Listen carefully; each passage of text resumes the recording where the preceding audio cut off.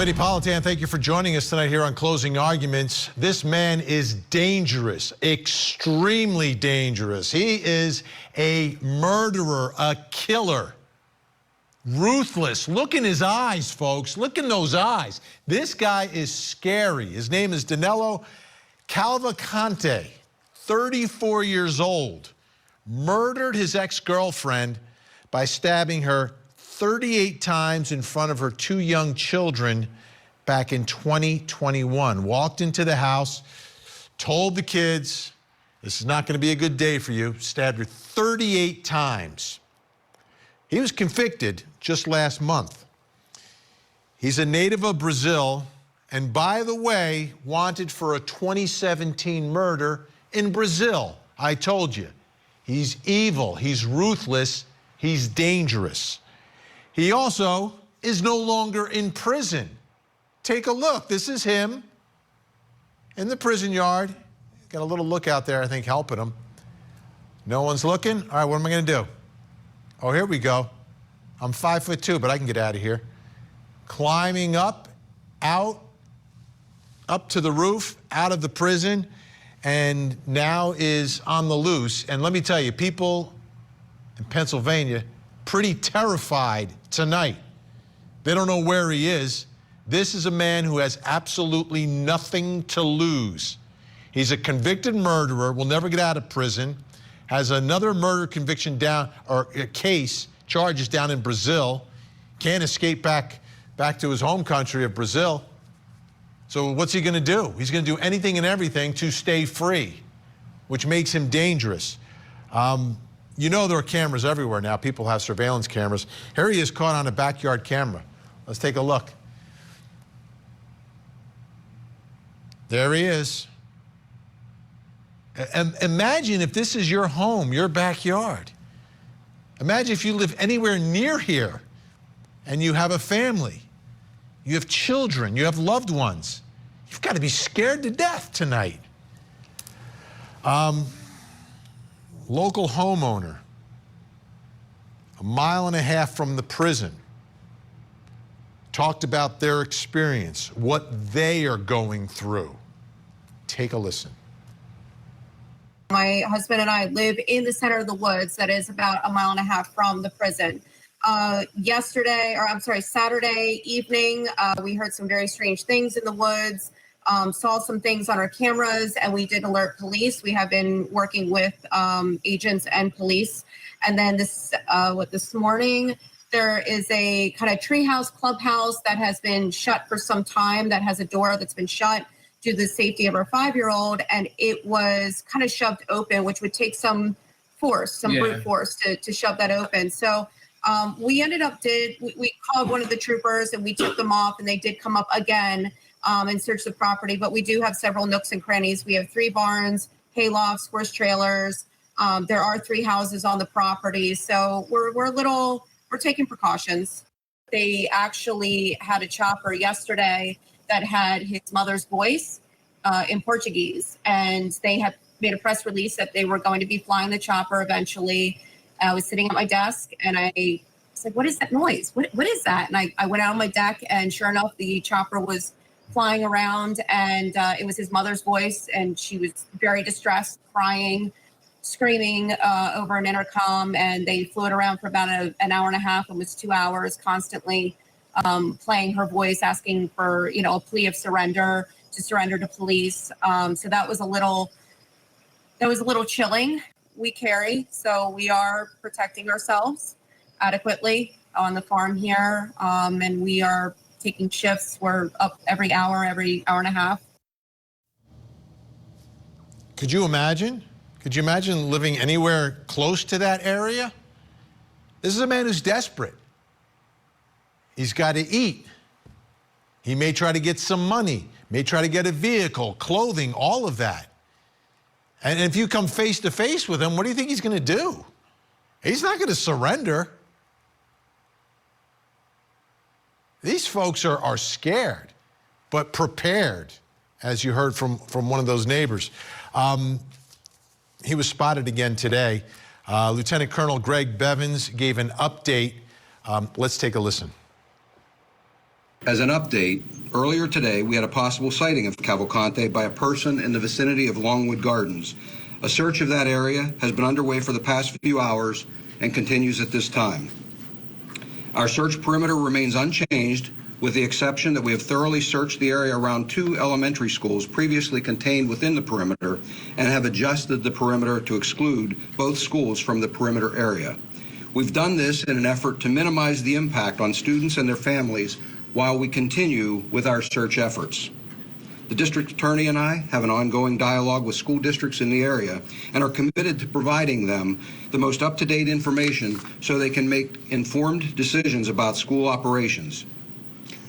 I have told you all previously that we're utilizing hundreds of state, local, and federal law enforcement officers, canines, aviation assets, and various types of technology in an effort to keep the community safe and to bring this to as swift of a conclusion as possible. As a reminder, we're asking the public's help by familiarizing themselves with the photograph and description of Cavalcante, to check security cameras they have, and to call us immediately if they believe they may have seen him. Again, we ask residents to please secure homes, outbuildings, and vehicles. Cavalcante has clearly already obtained some clothing and other unknown supplies, and we want to minimize any opportunity that he might have to get anything more. It is very important we keep the pressure on him as we continue this hunt. Cavalcante is considered extremely dangerous, and there is a reward of up to $20,000 offered for information leading to the capture of Cavalcante. Anyone with information is asked to call our tip line at 717-562-2987.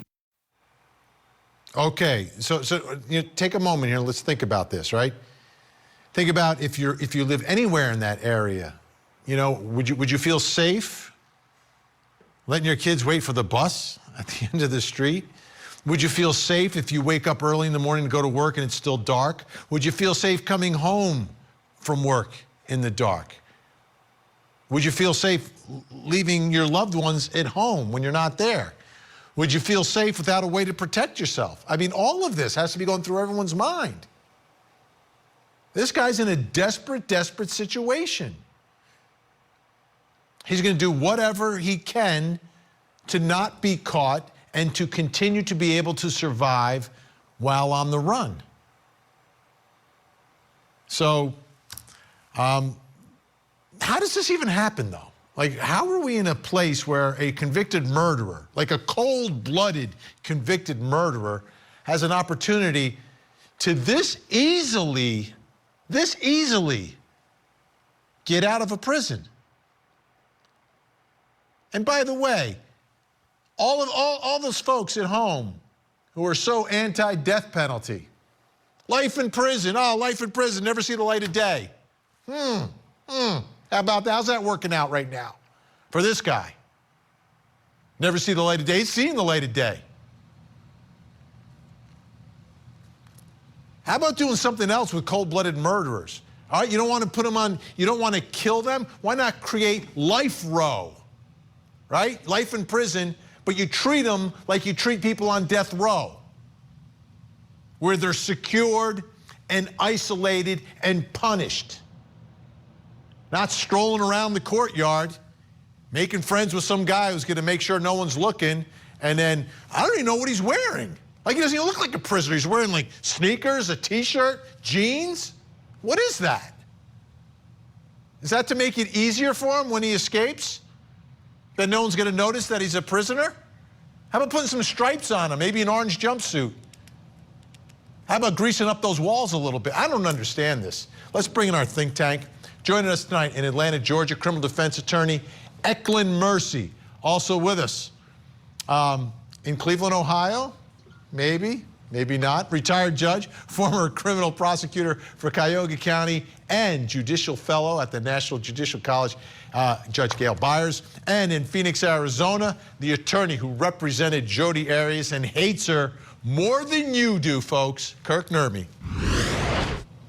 Okay, Eklund, I always hear, the death, life in prison, they'll never see the light of day. Mm-hmm. He's seeing a lot of light right now. I think that it's an oversight from the warden, the people that have been paid and given the responsibility Wouldn't have happened if of he was on death securing. row. The issue is it shouldn't have happened at all. I think that it's a security oversight. I think that the fact that during the day, that particular angle, the fact that they have camera angles and nobody, for that amount of time, nobody was able to acknowledge that he was doing that is an oversight that needs to be fixed. I think that it was a systematic issue that needs to be fixed. The warden, the guards, the correction officers, they dropped the ball on this one. You know what you could do? You could put one of those Ring cameras that has the little motion sensor. I get an alert when like a rabbit crosses my side yard. They don't have something at the prison for when someone like jumps over the wall? And they should, that's a thing that they should have. I think that's I could get it for them. It was like $120 and it cost me $4 a month to keep the videos. Like, what is this? It's that somebody's losing their job. So I think somebody's have lost their job. Judge, should I be as shocked and surprised as I am tonight?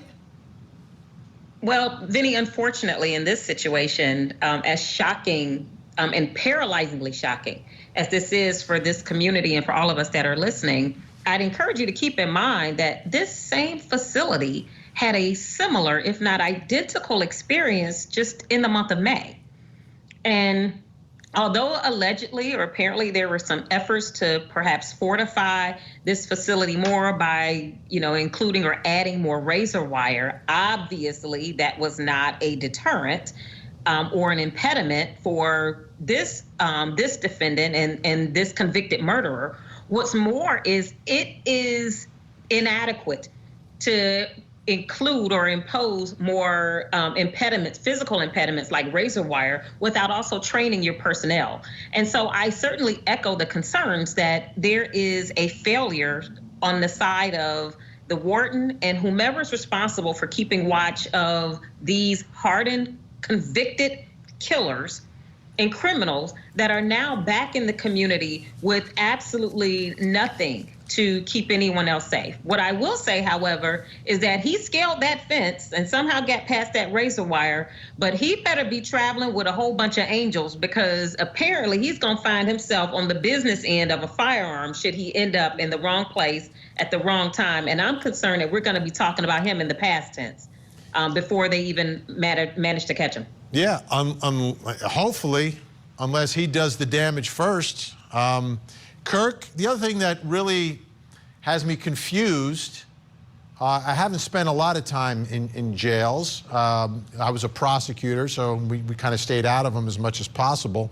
Why is he wearing like a polo shirt and jeans and new sneakers with really good grip on them? Why isn't he wearing like stripes? Why not an orange jumpsuit? Why is he dressed like that? Is that normal? Well, the judge pointed out some of the failures of this prison in terms of a prior escape, and I think this is an evidence of another one of those failures. To me, this is very abnormal. He should be in prison garb, slide so he doesn't have tennis shoes so he can't climb as well. This idea that he's in casual clothes that we might see somebody walking down the street in is reprehensible to me. I don't understand. Vinny, I'm one of these guys that doesn't believe in the death penalty, but I'm certainly with you when you come to this life row. I mean, these prisoners that have nothing to lose shouldn't be out in the yard in clothes like this, even to have the opportunity to do this. There's really a failure of the prison system, because this should be cracked down a lot harder. He shouldn't even be in a position where he could escape at all. And now all the people in that area, as you pointed out in the segment earlier, are now in utter fear for their lives and what could happen should they encounter this man. Let's see if Eklund's with me too. Are you with me on life row? I'm. This is for convicted first-degree killers. We always say, ladies and gentlemen, don't send him the death penalty. That's the easy way out. Give him life in prison. But how about putting him on life row? Let's, instead of like interacting and having friends and doing whatever they do in prison with each other, lock them up. like death row inmates, but we won't knock on their door one day. We'll just leave them there till they die and then take them out in a body bag. No, I think that that is cruel and unusual. I think that This is cruel and unusual to the people of Pennsylvania and to the family of the victim. This is cruel and unusual punishment to the victims that this guy had an opportunity to climb out of that prison. And the people of Pennsylvania paid their taxes and hired and elected certain people to make sure that this prison, this facility was secure. We need a recount. We need a recount. You know, it is foreseeable that they will try to get out of prison. It is foreseeable that they will try to escape. And as the judge stated before, it's happened before. So you knew or should have known that this was a possibility. And the fact that systems and things weren't changed on the spot is an oversight. And these people are the ones who actually put the citizens in danger. We place these people to make sure that the facility is secure. It is not up to the citizens. It is up to the people that they've elected, the people that they've hired. So, Judge, if he gets caught and he's still alive, I mean, nothing really changes for him. Still, he's going to be, they can charge him with escape and all that, but it's still, he's already doing life without parole, so it's not like anything's going to change for him. They'll just put him back in the yard. And you know what, Vinny, I am clearly in the minority on the panel on this point because, quite frankly, having been a prosecutor, having sort of seen sometimes the worst of the worst humanity on full display, and having had those experiences of dealing with victims and families who will never see their loved ones again, I'm actually, I suppose I could support life row under limited circumstances, but I think that taxpayers and families and victims deserve finality. And I think the death penalty provides just that. Yeah. Well, I guess, yeah, we're on this side right here. Like, if it's the law, it's the law. I think it's, and I know that side is where they are. Okay. Hey, guess what, folks? They're with us the whole hour. Eklund Mercy, Judge Gail Byers, Kirk Nurmi, up next.